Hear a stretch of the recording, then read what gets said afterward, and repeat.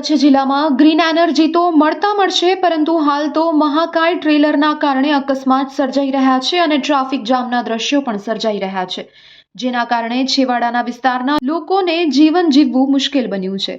પવનચક્કીના ભાગોનું પરિવહન કરતા ટ્રેલરને અકસ્માત નડતા તે એક બાજુ આડું પડી જતા ડોરા અને લુડબાઈ વચ્ચે ટ્રાફિક જામ થયો હતો, જેમાં 108 એમ્બ્યુલન્સ પણ પાછી વાળવી પડી હતી। 3 કલાકથી ટ્રાફિક જામના કારણે સિંગલ પટ્ટી રોડ પર લોકો હેરાન પરેશાન થઈ રહ્યા છે। ગાડીમાં એવું છે કે આપણી 108 છે ને આગળ જઈ શકતી નથી, કારણ કે આગળ છે ને ઢોરો અને લુડબાઈની વચમાં અમને કેસ મળેલો હતો ઓલરેડી, અંદર 12 વાળી લુડબાઈનો રસ્તાનો। હવે ઢોરો ને લુડબાઈની વચમાં છે ને આપણે ગાડી રસ્તા ઉપર આડી પલટીમાં ઉતરી ગઈ છે। બરાબર, એટલે રસ્તો બંધ છે? એટલે રસ્તો બંધ છે, એટલે તમે ત્યાંથી પાછા આવ્યા છે।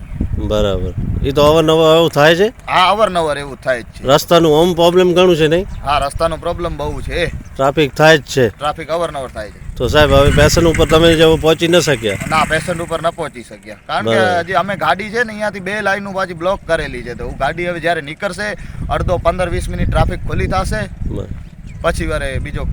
બરાબર, તમે અડધો કલાક ઊભા હતા, રસ્તો ખુલ્લો થાય એમ ન હતો? ના, રસ્તો ખુલ્લો થાય એવી, એટલે ત્યાંથી તમે પાછા રિટર્ન આવી ગયા? ત્યાંથી રિટર્ન પાછા આવી ગયા।